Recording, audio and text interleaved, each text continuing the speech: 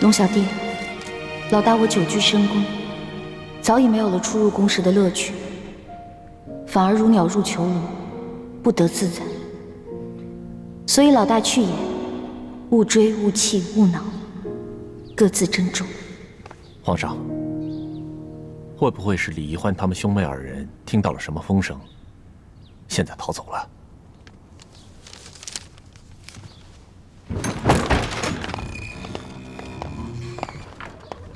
皇上，李太医来请平安脉了。宣，这他们兄妹二人要是想逃走的话，肯定是共同进退。岂会易欢自己一个人逃走？在没有确凿的证据之前，不要妄下定论。这，微臣参见皇上。 李爱卿，你知道易欢去哪儿了吗？易欢，他今天不是当值吗？那他应该在永乐斋，或者是去了永和宫找丽妃娘娘。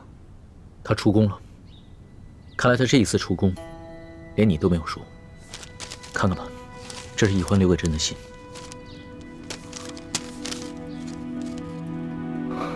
欢梅，想不到你居然会不辞而别。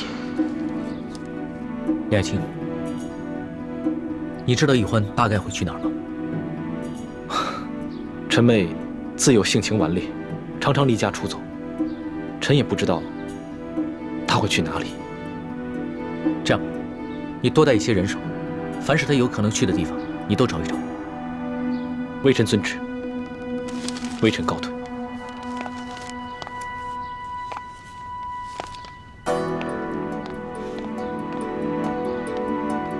奇怪。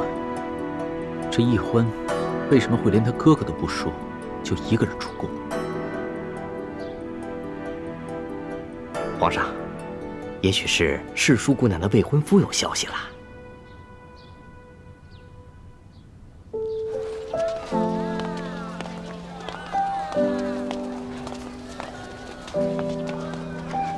带的什么？就一个包裹。去，查查那两个人。 哎，你站住！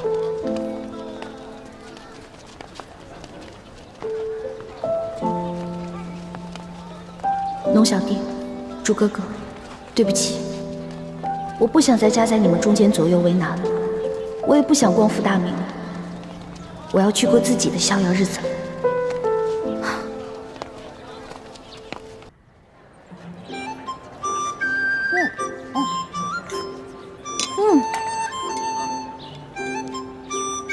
二位里边请。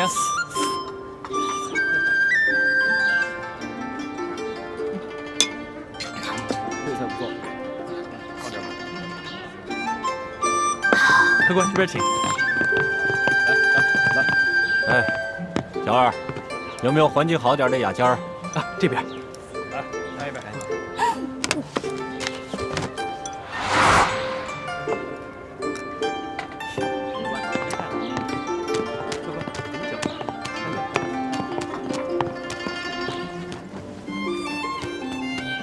烤鸭来了，兄台，拼个桌。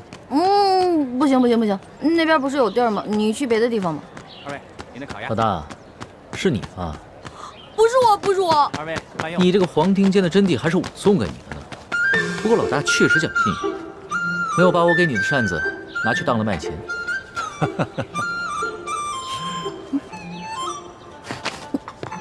哎。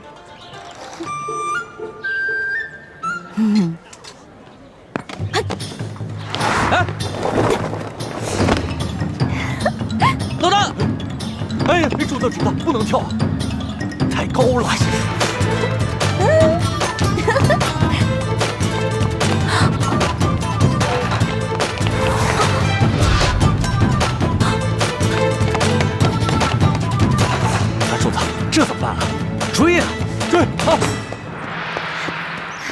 船家，哎，送我过河，我给你2两银子。好嘞，来，慢点儿。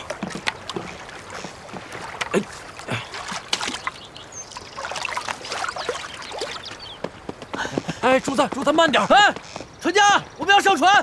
哎，主子，注意脚下！哎，主子，哎，停下，把船划回来，我们要过河。好啊。哎，啊，不许回去！这摆渡哪有不接客的道理啊？我给你5两银子，这船我包了，走。5两啊！我也有。对，我们有银子。谢兄台，我就送您1个人，我不管他们了。走，我给你10两，10两，10两。兄台，那可是10两啊，都够我买一艘好船的了。我给你20两，30两。对，给你30两，40两，我50两，50两，50两，60两，100两，100两都够我娶媳妇买地，生俩孩子都够了。老大，怎么不还价了？我不出价了，因为比钱这世上没有人比你更多，我肯定输定了。谢谢兄台啊。主子，他跟你玩狠的。你不是喜欢钱吗？那我现在就送你去阴曹地府，每年多给你烧些纸钱，怎么样啊？主子，他跟咱来土匪这一套，咱有钱，他没用啊。我1两都不要，我就送你1个人。我只收你60两银子，我只收60两。我呸！60两银子，狮子大开口啊！我身上的钱刚刚都给你了，现在没钱了，赶紧给我滚！不是，老大，你回来！老大，你回来，咱们有话好好说。龙小弟啊，你不是龙吗？有本事飞过来找我啊！不是，不客气，就当我刚刚又免费教了你一堂江湖经验啊！走了，龙小弟。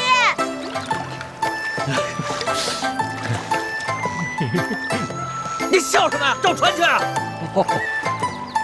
呦，皇上啊，这儿就这么一条船，没船了。你怎么这么没用啊？主子，东边客栈找遍了，没有。主子，西边也找过了，没有。南边也没有。北边没有。行了，你们都下去吧，再接着找啊。是，用点心啊。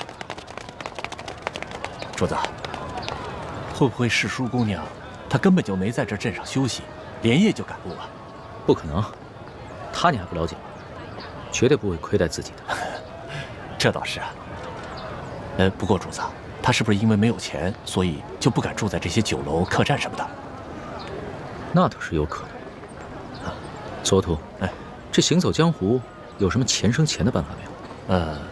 在江湖行走，这钱生钱有4个办法：1头2脚，3做工，剩下的就是赌博。行了，我知道他在哪儿了。我要大小，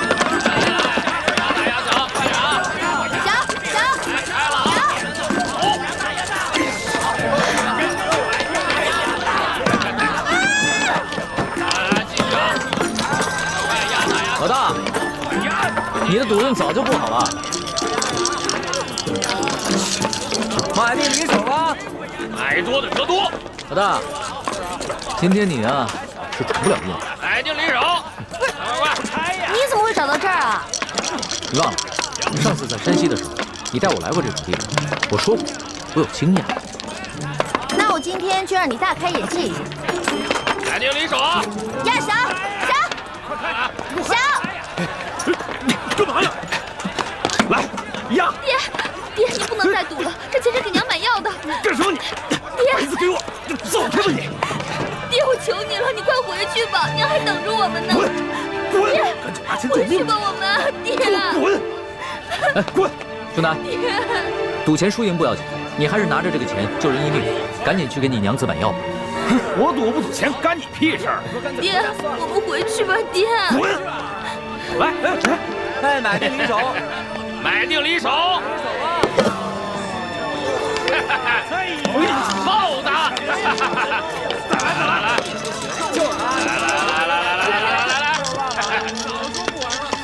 老大，我就说吧，你的运气不好啊。我就说我刚才赌的时候，我眼皮子一直在跳。要做你自己。原来是你这个眉星来了。别拉我！我说老大，这赌桌上的赢才是最重要的，你哪能怪这怪那呀？你要是有本事啊，就赢一把给我看。还有没有老虎不发威，你当我是病猫呢？定离手了啊！快！小，赌大了吧，别一只小。你老大还是我老大？你是老大。小，来，大家都下了啊！我告诉你，要不你就在这规规矩矩的闭上你的嘴，要不你赶紧给我滚，别在这给我丢人现眼。老三，还压不压？哎呀，等，呀，压你的钱呢？不是你没钱玩什么呀？没钱赶紧走啊！没钱回家。没钱就走人，快走！没钱就赶紧走，别人同位置，回去。快走吧！我回去吧你。我拿我闺女莲香押50两，行不行？啊！你居然拿你的亲生女儿做赌注，你这个做爹的也太狠心了吧！你又算什么东西？还管我？你不好，大三，你不好赌，你来赌场。主子再玩会儿。我算是明白了，这是个扫把星。大爷，我没空陪你玩，别当爷的道。贾老板，50两。这里没人把你当皇上，你看，不光我把你当灾星，还有别人把你当灾星。现在把我当灾星，不一会儿就有人把我当救星。愿赌服输，来。好，既然如此，大还是小？小。哎，买定离手了。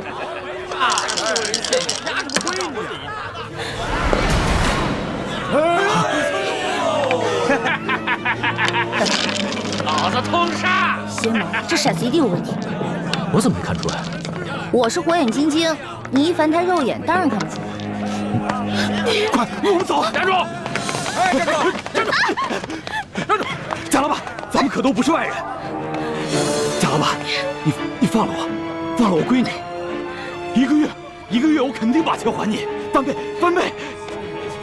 没钱玩。何三儿，愿赌服输，这可是你自己说的。你的女儿留下来，什么时候你有钱了，再来赎你的女儿。把她拖出去。贾老板，我求你了，贾老板，就饶了我这一回吧。我这是开赌场的，不是开善堂的。滚！贾老板，走，且慢。贾老板，有何指教啊，这位公子？贾有才，你每次都摇出豹子，这个是怎么训练出来的？赌场赌的是手气，手气好的时候，一连开几手豹子是有的；手气不好的时候，连续输了10几20手，也是很正常的。风水轮流转，输赢无定数，对不对啊？没错，好，说的有道理。那你敢不敢跟我赌一把？我这开赌场的，还不敢跟人赌吗？好啊，就这么定了。假如你赢了，我给你100两；如果你输了，你给我50两。还有这个小妹妹，她是另外的50两，怎么样？这可不公平。这有什么不公平的？不都是100两吗？他现在是我的人，身价自然也就水涨船高了。他现在值100两。刚才50两，现在就100两。你也太会坐地起价了吧！莲香姑娘明明是以50两银子输给你。我们做生意的，自然是要赚钱。你赌还是不赌？我赌。好。哎呀，走！莲香，别动，打住点！我的赌注在这儿了，你的呢？怎么着？怕我没钱啊？有钱你就拿出来。有钱拿出来呀！拿出来呀！拿出来呀！借我点钱呗。哎呀，这个没钱，没钱。借钱可以，不过我有条件。什么条件啊？赌完这一局就跟我回去。龙小弟，你这是落井下石啊！那我也是跟老大学。好，如此可笑也，我答应你，给我钱。快点儿！哦。快呀！磨磨唧唧的，哎呦，100两！这赌注？100两，100两，这么多。对呀。哎，等一下，我要先检查一下骰子。切，检查就检查，我这儿从来不弄虚作假。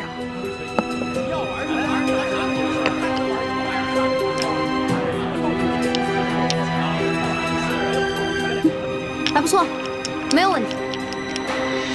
天灵灵，地灵灵，老天祝我这次一定要赢，一定要赢！啊，这管用吗？这个？对啊。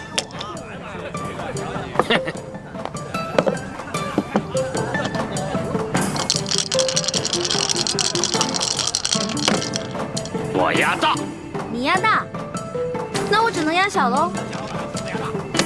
小，我也压，买定离手。等一下。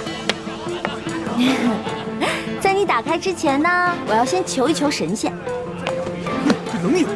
这可以。老天啊，老天，请保佑我这次一定要赢，请保佑我这次一定要赢。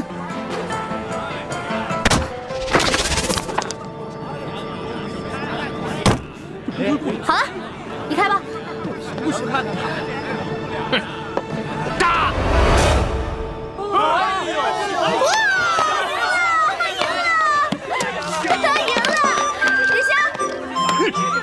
起来，林夏，走。你们放开！林夏，这100两你先拿着，回去给你娘看病。谢谢。还有你，让我再看见你赌博的话，小心我宰了你，知道吗？多谢这位爷，谢谢。莲香多谢这位爷，赶紧走吧。谢谢。走。谢谢。你呀，别来了。老大，你这一出英雄救美唱的。这莲香看你的眼神都不一样，这回知道了吧？老大我比你有魅力多了。那是，我们老大的魅力是最大的，小弟我都快被你迷死了。老大，咱们回去吧。慢！哼！哎呦，这大赛，竟然敢用水银闪不良幻术，被他们给发现了，我们只能来硬。老大，你这一出英雄救美唱的，这莲香看你的眼神都不一样。这回知道了吧？老大我比你有魅力多了。那是，我们老大的魅力是最大的，小弟我都快被你迷死了。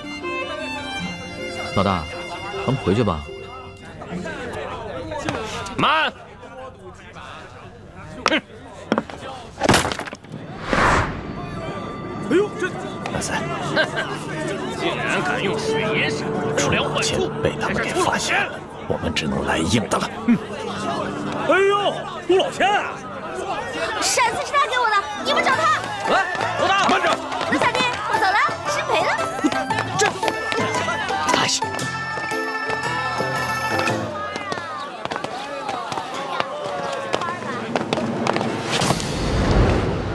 哎呦，对不起，你没事吧？没事吧？哎呦，我就说嘛，小将花子敢偷我钱是吧？接回去。大哥，我求你了，你就饶了我吧！我这兄弟们都饿得慌，才万般无奈做出这种勾当。大哥，我错了还不行吗？大哥，你就饶了我吧！真的假的？真的。大爷，您行好。小五，怎么了？小五。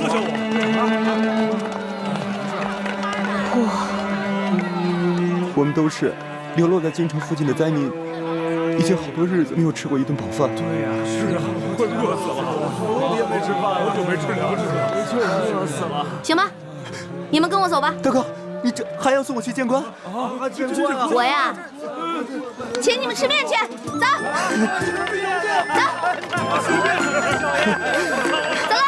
走，吃面去了。谢谢你。慢点，还有呢，慢点吃啊，不着急啊。大哥哥，你真好。哎，可惜我身上没什么钱了，不然的话，我请你们去对面这家酒楼吃饭了。哎，对了，你叫什么名字啊？哦，我姓武，家里排行老六，叫我小五吧。小六也行。小五，我姓易，你以后叫我易大哥就行啊。小五代表兄弟们，多谢易大哥。哎，大家都别客气，从此以后啊，咱们就是兄弟了。快坐，快坐。您慢走，您慢走。好吃。哎，这位小爷在这儿摆阔呢，请这些叫花子们吃面。你是谁啊？跟你有什么关系吗？哎呀，大哥哥，这个老板姓钱，叫富贵，他呀平时最喜欢摆阔气，怎么样？以戏弄穷人为乐。最近啊，城里来了好些灾民，他就做了肉包子施舍，是吗？但是得跪下磕头叫他声爹，叫我一声他才能给一个。前几日他还想戏弄我们，被我们给骂回去了。没想到这不在这儿贺年大哥哥请我们吃面，他心里啊自然看着不舒服。哎呀，这一碗面能顶几个时辰？上我家酒楼，天天有热包子施舍。小五，你知道规矩，叫你们兄弟跪下给我磕个头，叫我声爹啊！钱副官，我们这些叫花子，膝下也是有黄金的，我们宁可沿街乞讨，也不可能跟你下跪。哎呦呵，叫我们这么多人给你做儿子，你也不怕折了寿？哎，说得好，说得好啊！贫贱不能移，威武不能屈，我就喜欢你这样的。哎哥，我和你也是一见如故，以后啊，要是有用得着我的地方，尽管来找我。当然了，咱们以后就是兄弟了，你知道吗？我平时啊最看不起那种有几个臭钱就觉得自己了不起的奸商。你说谁奸商？哎，谁听着耳朵刺耳，谁就是奸商啊！我说你了吗？听着刺耳吗？那你就是奸商呗！哎，大家看啊，他这是不打自招了。你从哪个犄角旮旯里钻出来的？奸商！敢到太岁头上动土？你看他那样。老大，老大，老大，终于找到你了。你这个小弟大人怎么又找来了？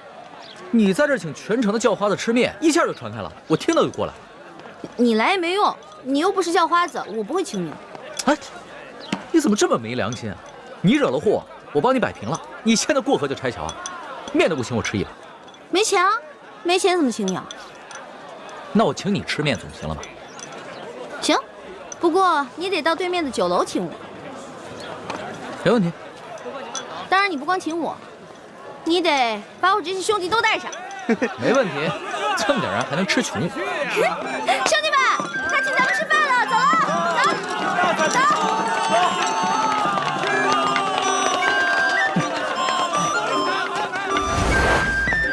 哎呦呵，还真在爷面前摆起阔来了。你以为这城里就你有钱啊？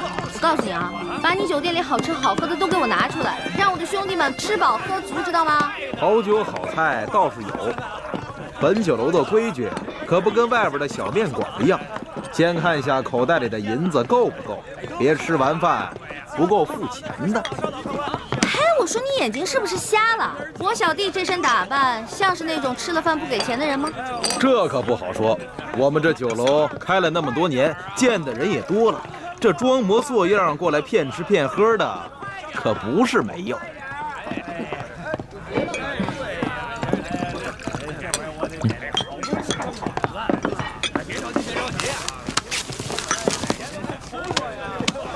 田老板，你看够不够？哎呀，够了，够了，够了，够了！小二，来上菜。好嘞，好嘞。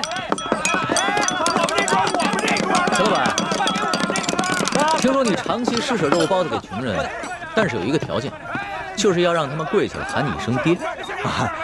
我是生意人，又不是这些穷人的爹娘，我每天给他们包子吃，救他们的性命，难道不是他们的再生爹娘？龙小弟，这种人别跟他讲道理，直接比谁钱多最有效。老大说的对，钱老板，那我就跟你比一比谁的钱多。要是你的钱没我多，不管你以后行不行善，若是要行善，就不能提任何条件，也不能以欺负穷人为乐。我不止这一家酒楼，这城里所有的酒楼还有珠宝行都是我们钱家的产业。罗图，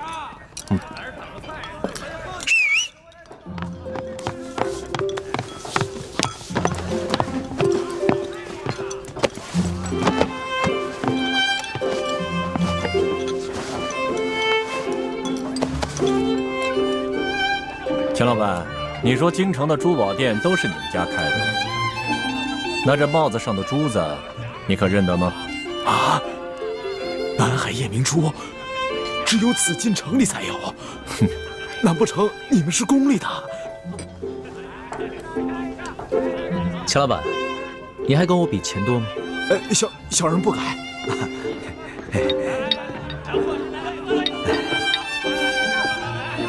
钱老板，一个人可以有钱有势，却不能无良无德，更不能无法无天。对，就算你有万贯的家财，也可能在一夕之间化为乌有。是。我说的话你听明白了吗？听明白了。小人日后日日行善，再不敢欺负穷人了。好，替我老大好好照顾这帮兄弟们，下去吧。是。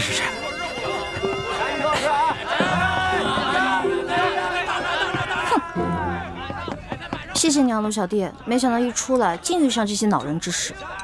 那现在摆完阔了，等会儿请你的兄弟们吃完饭，可以跟我回去了吧？不行，我还想再玩几天。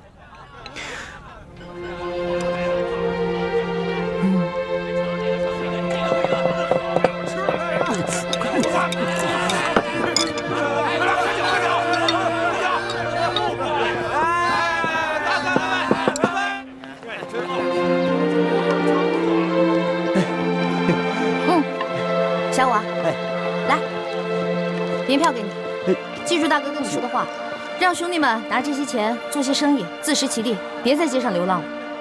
多谢易大哥，小五一定不会辜负易大哥的期望的。我相信你。老大，你现在还想去哪儿？能不能带上我？我想再学习一点江湖经验。江湖经验啊，行啊，那我现在就教你一些真正的江湖经验。小五。走，让开！走开！他，龙小弟，谢谢你的宴请啊！下面呢，让你见识一下我兄弟的莲花阵。走远点！走了。速度！对不住了，兄弟，刚才啊，易大哥悄悄捎话给我说，一定要让我帮他逃走。免得你们追他回家，让他去陪伴一个全天下他最讨厌的朋友。对不住了，兄弟。退后，让开！主子，咱们还是回府吧。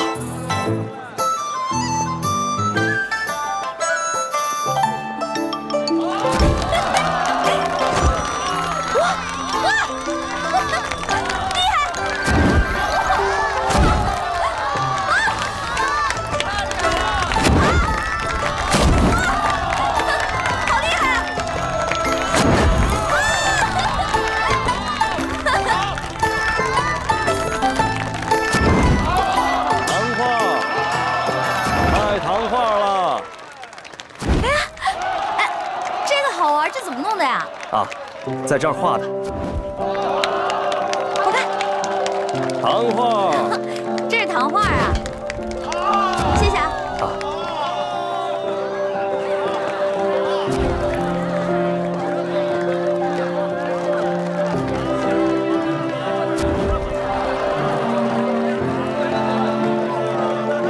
主子，咱们就这样远远地跟着他，这也不是个办法啊。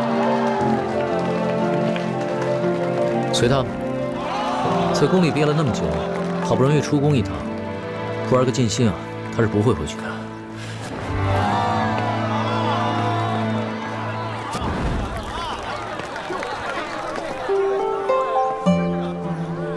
字画，卖字画喽！山水人物，挑一张你喜欢的。老板，这个我买了。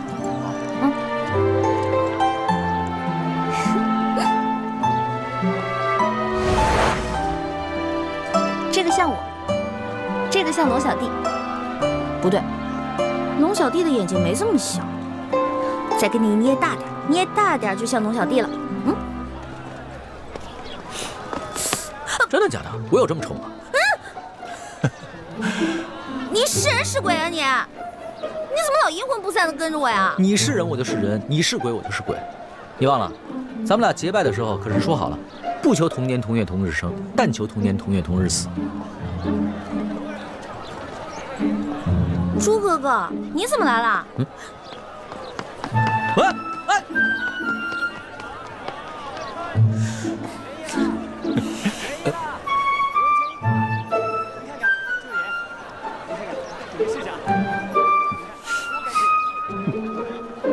诸位客官，今天可是青楼大会，请进，请进。全城最美貌的女人都在呢，有眼吗？是的，哎，真的，小哥，进去玩玩吧。今天全城最美貌的女人都来了。啊，不去不去，你不进去多可惜呀！来都来了，不用。好看的好玩的，我包你满意。不满意，你啐我这老脸。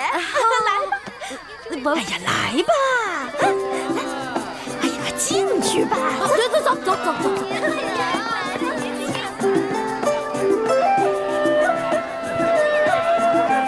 大家把酒都满上喝呀！快喝呀！来，这样喝，我上去了。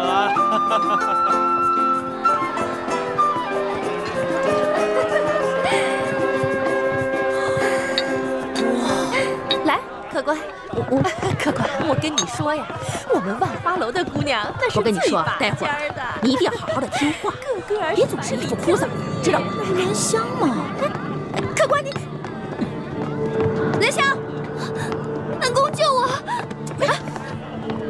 怎么回事？恩公，我爹把你给的钱又输光了，然后100两帮我卖到了杏花楼。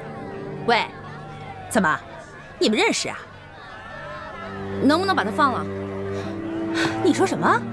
放了他？你是不是开玩笑啊？他是我花了100两银子买回来，代表我们杏花楼来万花楼选花魁的。我要放了他，谁来代表我们杏花楼扬名赚钱呢？那你要多少钱才能把他放了？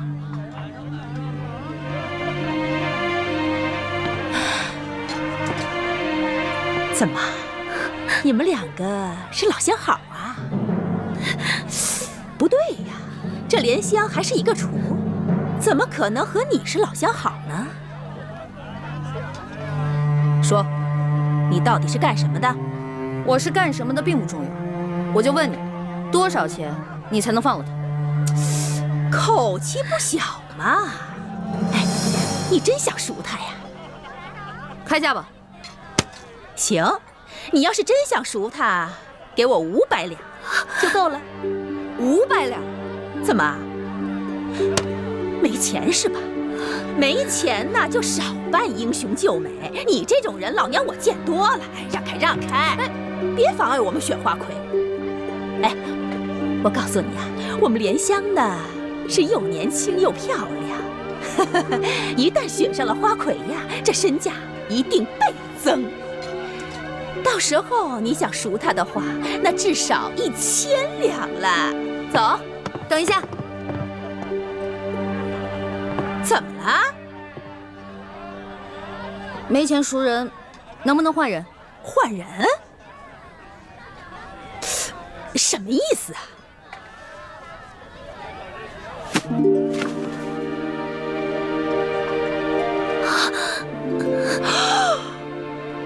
用我换他。我这做了一辈子的生意呀，我差点走了眼了我。没想到你也是个厨啊，还是一个比莲香更美貌的厨。好，你要换她是吧？我答应你。你是女的，姐姐你还是走吧，我不能再连累你了。别说话，莲香，我一定要把你救出来。我们走吧。你这个人呀，太神秘了，我可得小心一点。这万一你中途要是跑了怎么办呢？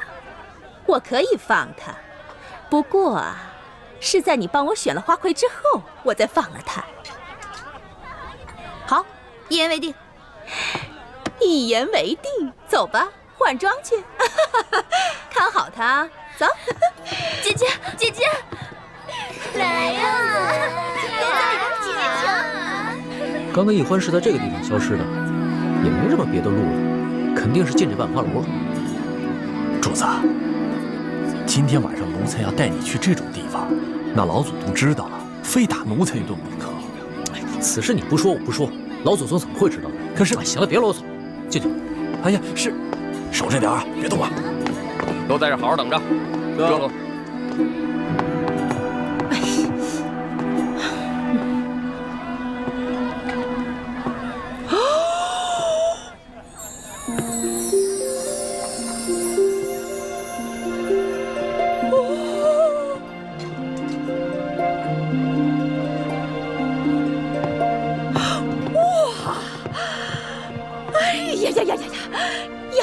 丫头，你真的是仙女下凡呐！啊，这比去年的花魁呀还美上1倍呢！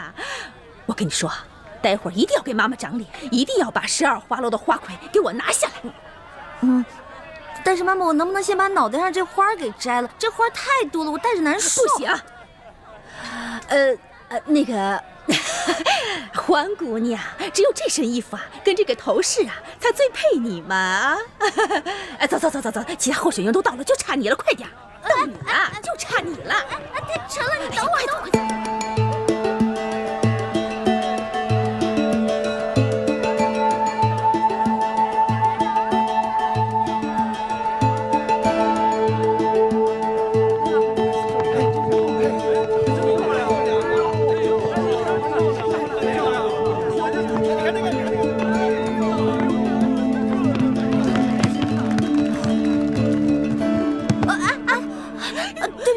您是哪个花楼的姑娘？会不会走路啊？对不起啊。今天全城12大花楼的家人都到齐了，花魁比赛正式开始。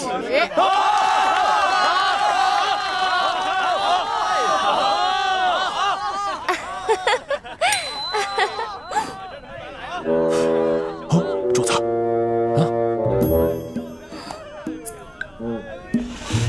不好，龙小弟追来，这下麻烦了。现在我们有请上一届的花魁，是谁呀？西域姑娘出场。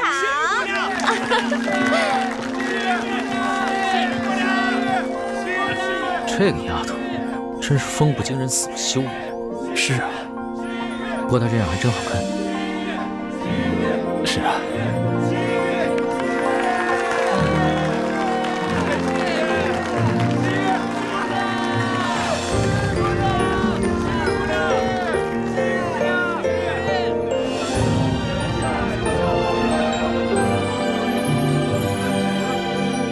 各位客官，如果您中意我们哪位姑娘，便可以从那里拿一朵鲜花放进那位姑娘的花篮里。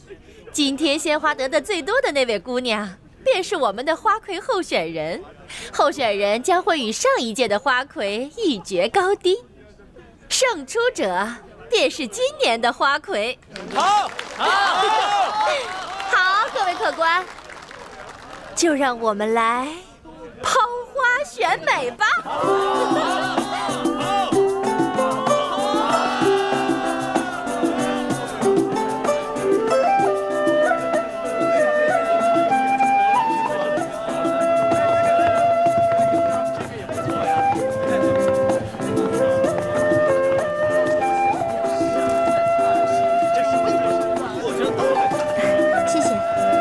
谢谢你的花，谢谢。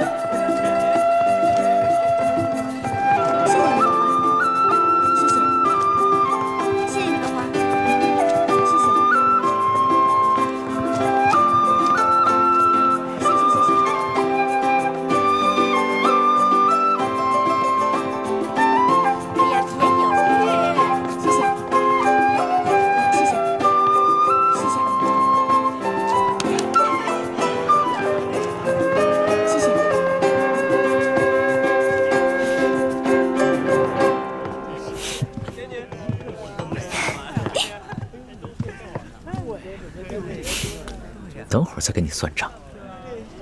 多谢这位客官捧场。这朵花是不会给你的。你投不投给我，我都是花魁。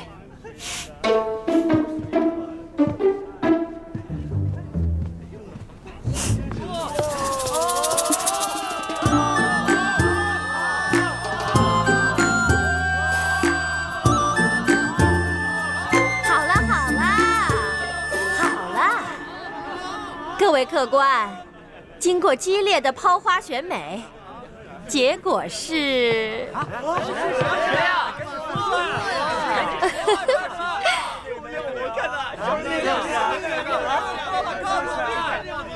还用我数吗？不用数啦。结果就是我们本届的花魁候选人，杏花楼的欢姑娘。好！现在由上一届的花魁西域姑娘与本届的候选人欢姑娘进行歌舞比试，谁得的鲜花最多，谁就是本届万花楼的花魁。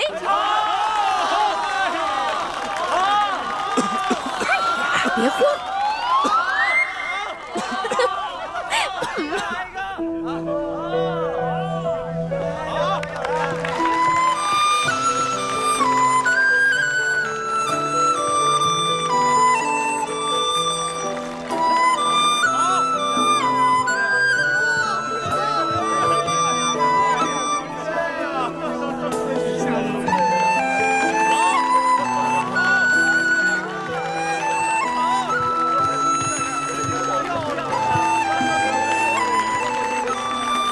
这位客官，可否借一下你的宝剑？你又想干啥？要你管。借不借？如果你要是不借的话，那我就去找别的客官借了。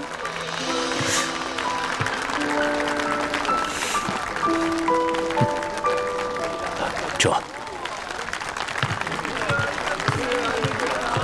多谢客官。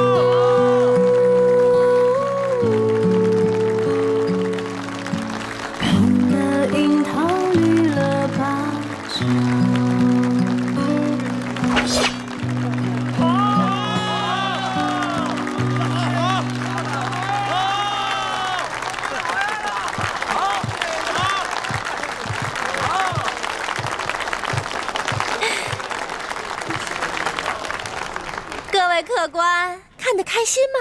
开心！现在开始投花选花魁。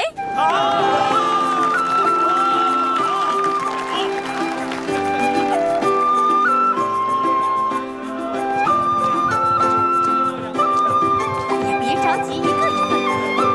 谢谢。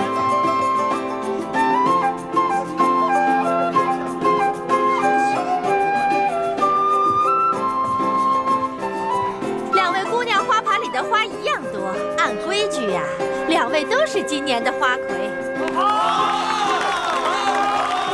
我宣布，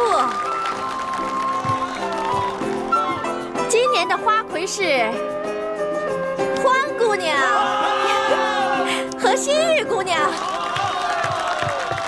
慢着！这是要干什么呀？怎么回事？我这儿还有一朵花没投呢。这人是谁？难道我给西域姑娘多数花作弊被他看出来了？嘿，你这人怎么这样？刚刚你怎么不投啊？刚才人那么多，现在投也来得及啊。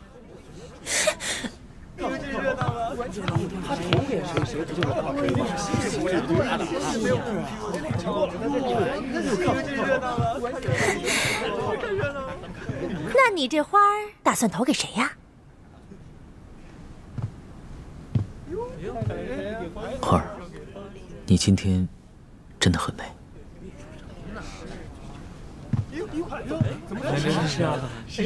哇！西域姑娘花盘里的花比欢姑娘多上一朵，所以今年的花魁还是西域姑娘。哎呀，今年的花魁，西域姑娘。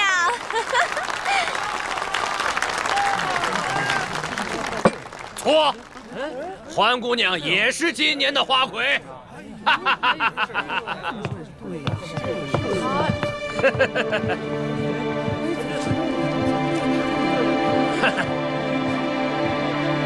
我这儿也有一朵花眉头，他们现在2个人的红花都一样，所以2个人都是今年的花魁。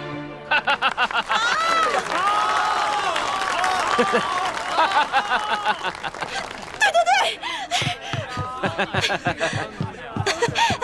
我跟大家说啊，今年的花魁呀，是我们杏花楼的欢姑娘。王妈妈，我出3000两，包下欢姑娘的初夜。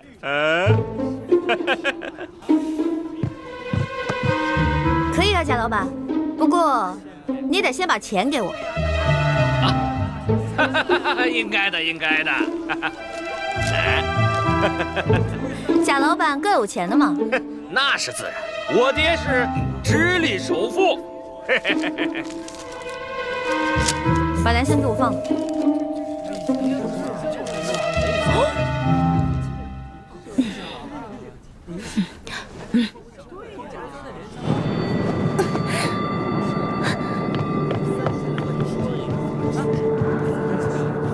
姐姐，你为了我已经受了不少委屈了。这些人他们都不是好人，你不要管我，你还是走吧。莲香，姐姐已经帮你赎身了，你拿着这些钱离开你的赌鬼爹爹，跟你娘去个好地方过日子吧。可是我……哎，不许再说了，如果你再说的话，姐姐该生气了。快走吧，走啊！您真是有眼光啊！原来你忙活了这么久，就是为了救这个莲香姑娘。不然呢？你以为我得了失心疯啊？那现在你可以跟我回去了吗？欢姑娘，咱们走吧。去哪儿啊？自然是去我们该去的地方，做我们该做的事情。春宵一刻值千金呐！好啊！别过来！别过来！欢姑娘，你这是干什么呀？贾老板，您可真是贵人多忘事啊！之前在您的赌坊，我就赢了您100两银子，今天又让您破费了3000两，真是不好意思啊！原来大闹我赌坊的那个臭小子，竟然是你这个丫头！我是女人，照样可以要你的命！都别过来！再过来我就杀了他！都别过来！别过来！走！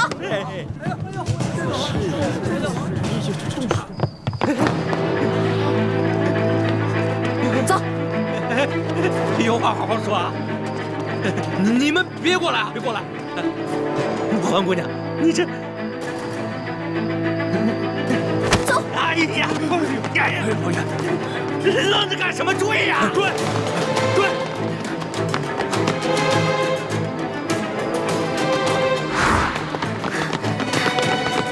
站住！追！站住！站住！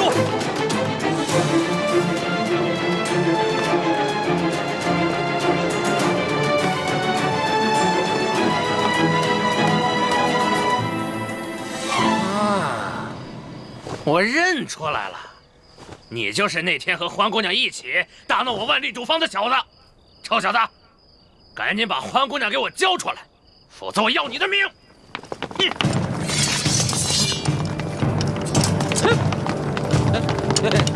各位官爷，是不是搞错了？我可是直隶首富的儿子。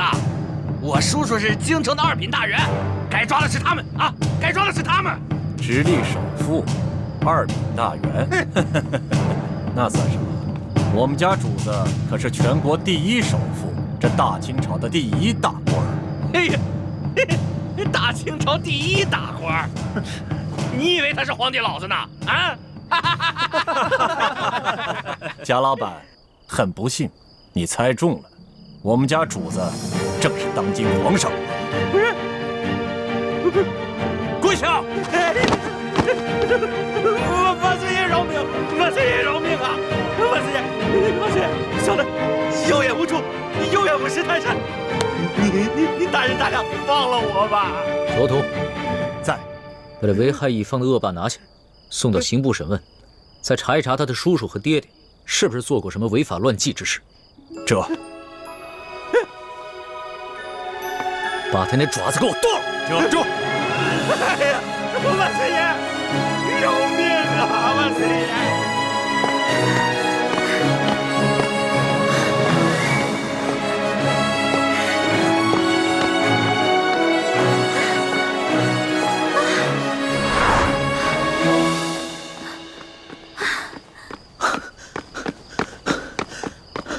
老大，别再跑了！出宫这么多天，你还没玩够啊？你别过来啊！你要是再过来的话，我还是会逃的，你根本就追不上我。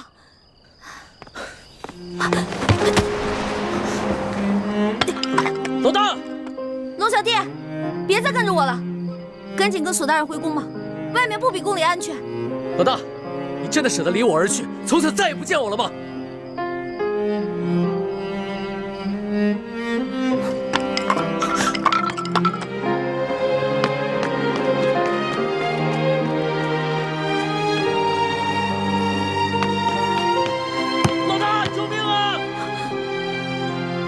我怎么听到龙小弟的求救声了？龙小弟该不会使诈吧？可是万一他真的遇到危险怎么办？不行！住手！龙小弟，站住！你再过来，我就杀了他！好好好，我不生气，你别动他。这位大哥，你到底是谁啊？你为什么要杀我的龙小弟啊？你不用管我是谁。若要让我放了他，就拿你自己的命来换。老大，你快跑吧，别管我，你不是他的对手。闭嘴，别说话。这位大哥，你是哪条道上的呀？不妨说出来听听嘛。你想要多少钱，我都可以给你的。我要的不是钱。现在，你和他只能活一个，你们谁死谁活，你自己选。老大，你快跑！你跑了我还能有救，要不然……哎，你别掐他！不是，这位大哥，咱们无冤无仇的，你为什么一上来就生死相逼呢？你是不是想要钱啊？你想要多少，你告诉我，我肯定会给你的。休再啰嗦，我要的不是钱，你和他只能活一个，谁死谁活，你赶紧选。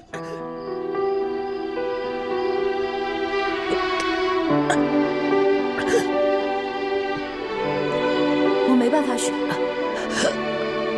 我们两个曾经对着月亮发过誓，是一辈子的好兄弟，要同生共死。要么你就放过他，要么你就把我们两个全杀了吧。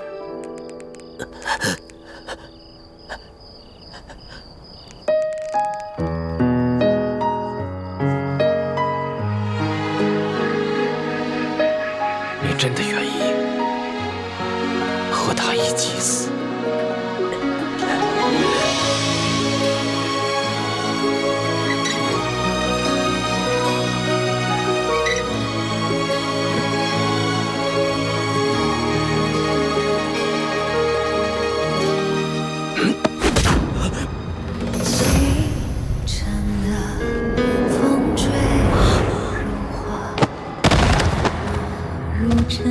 龙小弟！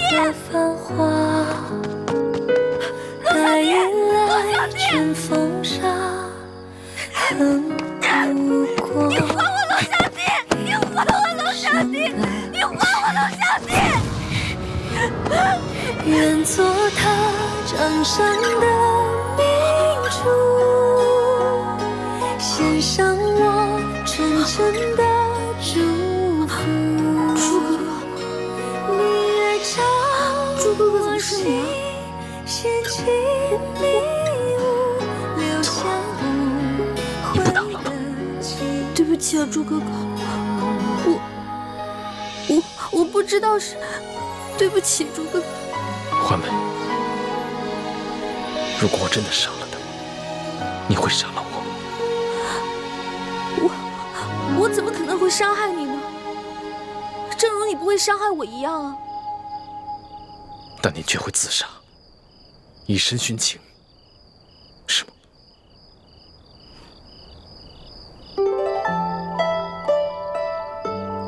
你想听我说实话吗？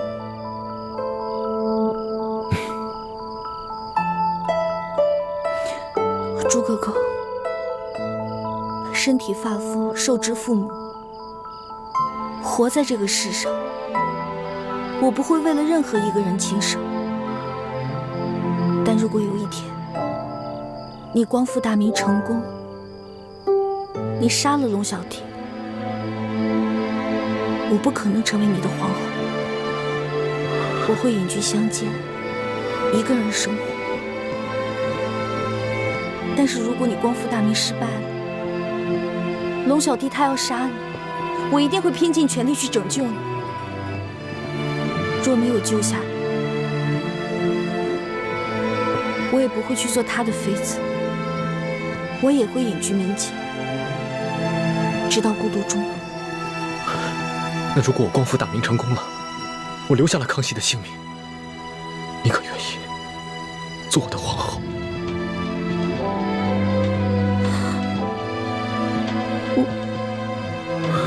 算了，我不逼你了，我不想看你为难的样子。如果那个时候光复大明真的成功了，我也听凭你的意愿，绝不勉强。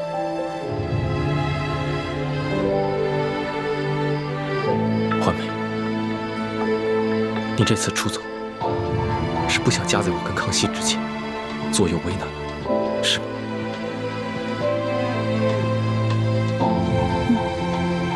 但你还是放不下他，否则，以他那点追踪的本事，他不可能一直跟得上你。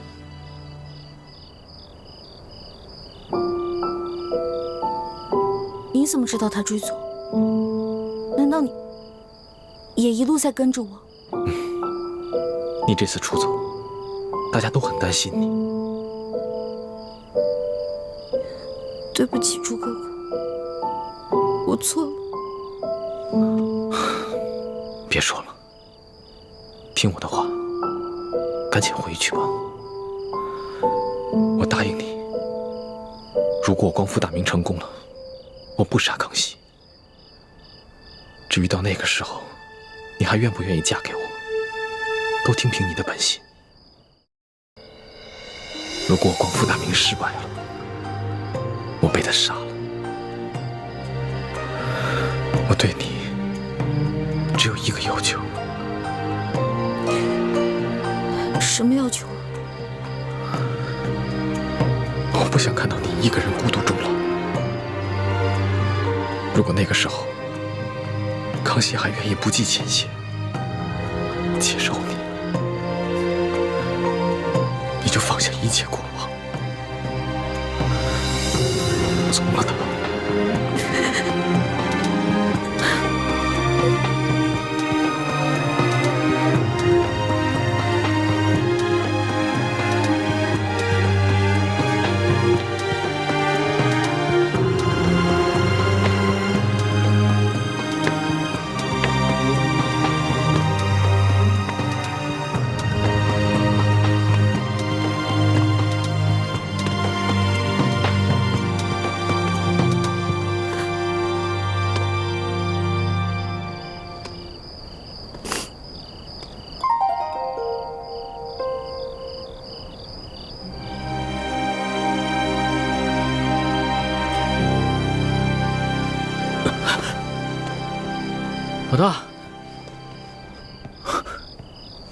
我们还活着吗？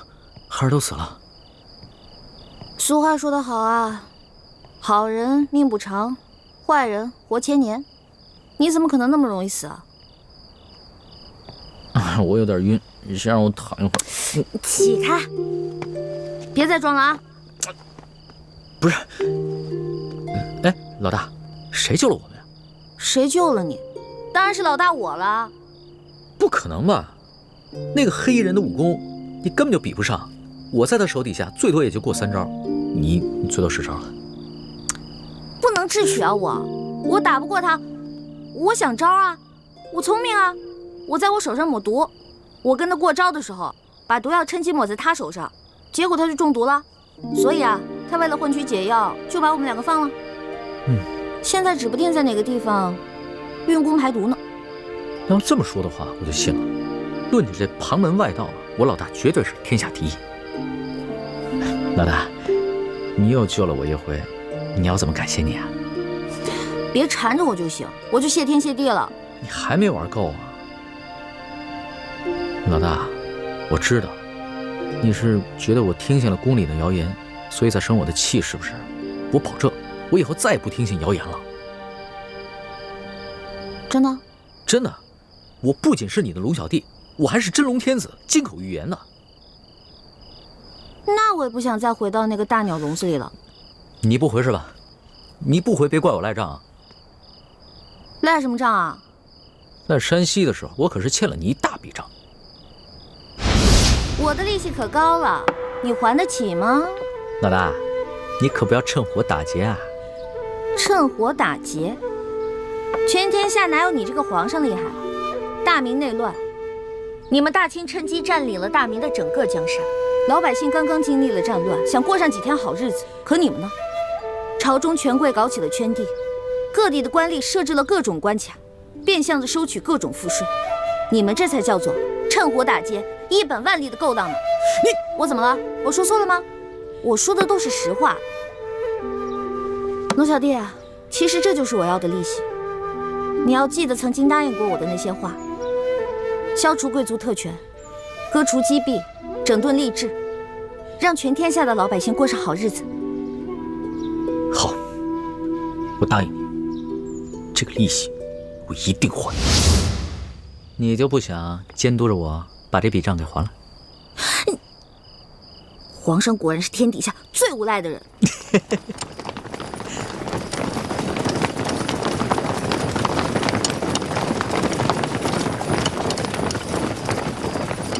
皇上，奴才恭请皇上回宫。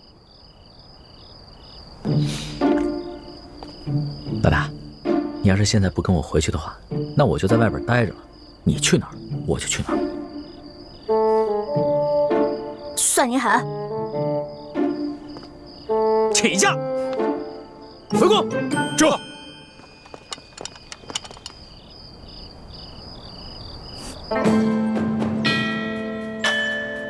皇上回宫了。回太皇太后，皇上啊是昨儿夜里回来的。哦，你这个李大总管的差事当的是越发的好了。太皇太后，不知奴才做错了什么事，还请太皇太后明示。如今这皇上迷着李易欢迷成这个样子，你竟是守口如瓶，一字不吭啊！太皇太后恕罪，皇上其实早就知道奴才是太皇太后派在他身边的眼线，所以有很多事情都不让奴才知道。你用不着拿皇上来当挡箭牌。其实呢，哀家早就告诉过你，皇上的大小事情你要第一时间禀告哀家。可是你是怎么做的啊？你这眼里头还有我这太皇太后吗？太皇太后息怒，您可是冤枉死奴才了。奴才没有办好差事，任凭太皇太后责罚。可是奴才对太皇太后那是一片忠心呐。行了，起来吧。谢太皇太后。也是啊，你夹在哀家和皇上的中间，有些差呀你也不好办。皇上啊，他是越来越不像话了。为了一个来历不明的野丫头，九五之尊不顾，安危体面全然不顾。你说，怎么这么随根儿啊？你听好了啊，这宫中，哀家绝不允许再出现一个董鄂妃。这，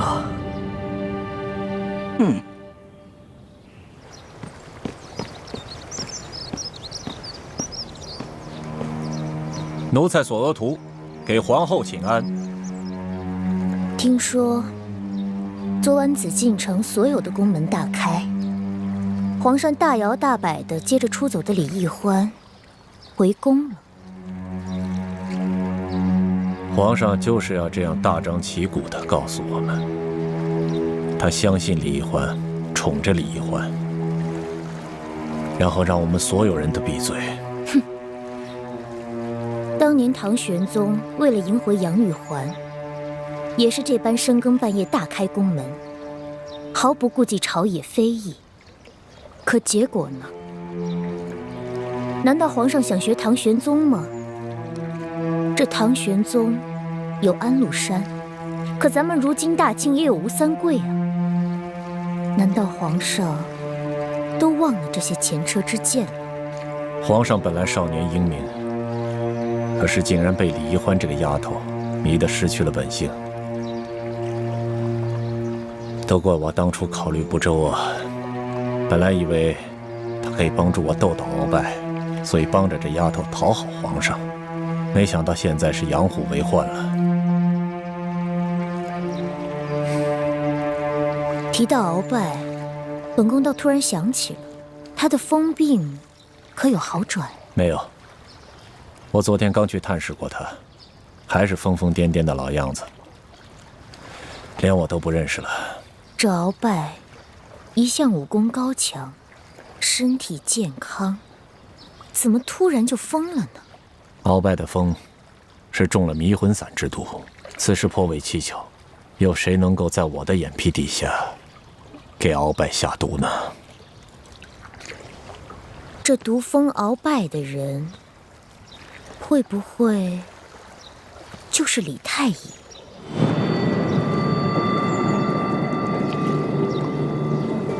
我也一直有此怀疑，只是苦无证据，所以现在也不敢声张。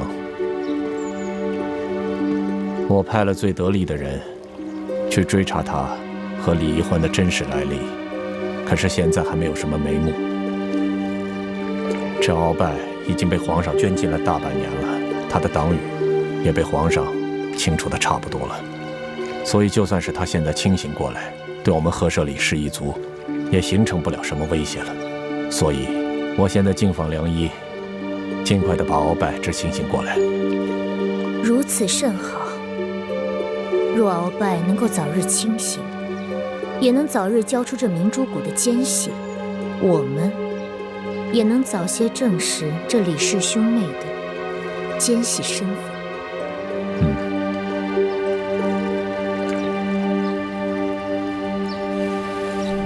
这易欢简直是胡闹，也不跟我们商量一下就擅自撤离，这岂不是叫康熙索额图更加疑心了吗？义父，其实易欢此次离宫出走，事先和我商量过的。他是想刺激康熙，让康熙不要怀疑他，相信他。如今康熙好不容易把他找回去，越发珍惜他了。易欢的良苦用心，总算是没有白费。易欢居然有这样的心机了，这孩子以前可不是这么会算计的。也许他在宫中待了这大半年，让他成长了不少啊。眼下清廷跟吴三桂还没有正式的翻脸，就算他们真的开战了，我们也需要大量的军情。其实一直以来，我们都想要在清廷里安插自己的眼线，可经过这么多年的努力，都未能进入核心。这一次，你跟易欢阴差阳错的就潜伏在康熙的身边，这真是我们的意外之喜啊，也是天不亡我大明的征兆。所以你们必须要排除万难，继续潜伏在紫禁城内。我明白，我定会忍辱负重完成任务。不负各位师长所望。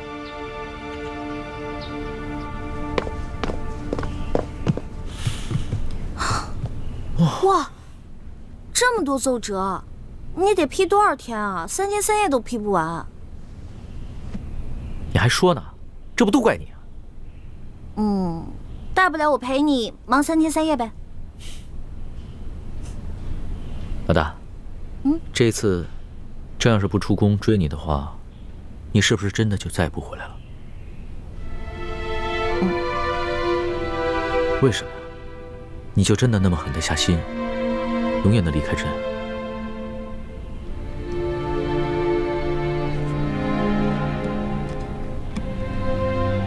老大，你从前都是古灵精怪、叽叽喳喳的，突然之间变得这么心事重重、沉默寡言，说实话，朕的心里有些不安呢。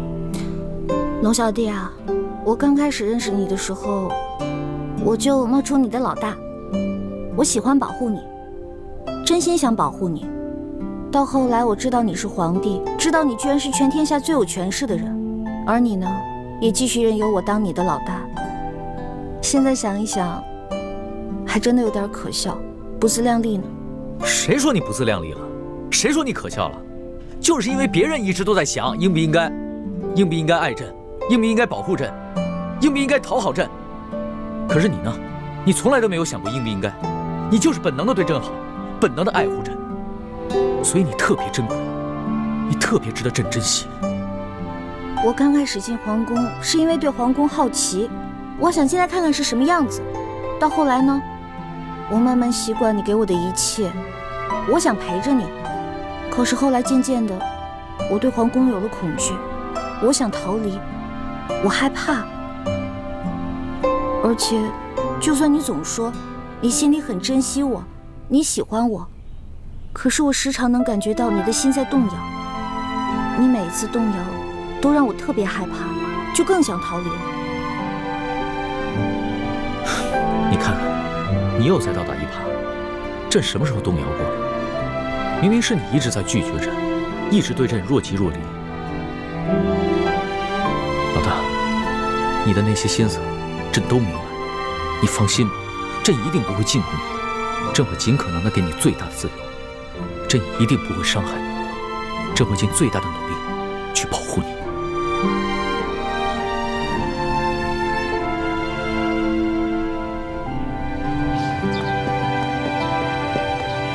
石树姑娘，你不是都已经走了吗？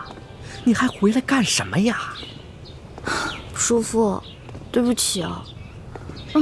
我也不知道怎么了。我本来已经下定决心离开龙小弟了，可看到他不顾一切出宫来找我的样子，我心里就又动摇了。哎，你们这些年轻人啊，真是拿你们没办法。看来我得抓紧时间，找个风水先生，给自己先挑一块好点的墓地，把自己的后事料理好算了。哎，叔父，不过您放心，我跟朱哥哥绝对不会连累您的。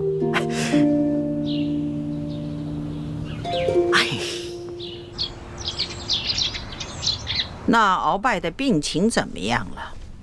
回太皇太后的话，奴才已经安排人全力的在救治鳌拜了，可他的病情始终是不见好转呢。这可麻烦了，他一手打造的情报网，难道就这么一直瘫痪下去了吗？当初可是你负责监管鳌拜的呀，他是在你的眼皮底下被人毒疯的呀，而你又查不出这下毒的人，又迟迟治不好他的病。索图啊，在哀家可知道，鳌拜可是你最痛恨的对手啊，你可不能因私害公啊！太皇太后，您真的是冤枉奴才了。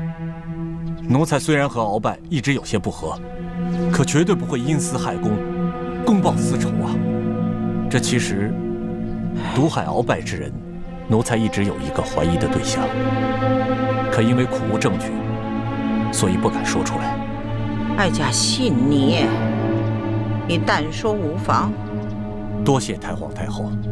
其实奴才监管鳌拜府邸的时候，这李太医却可以凭着皇上的密诏，自由地进出鳌拜府邸。如此大事，你为什么一直隐瞒着不报？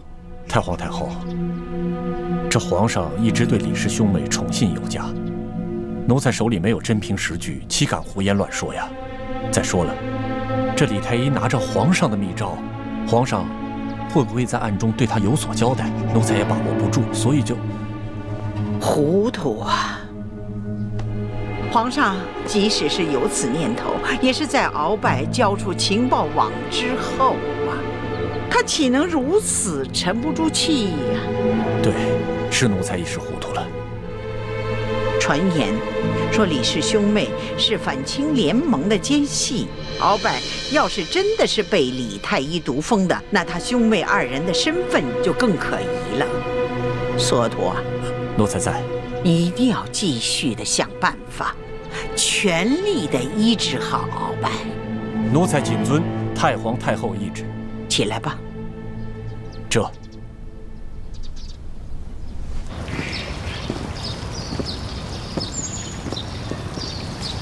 宜欢，这会儿你可真是让大师兄伤心了。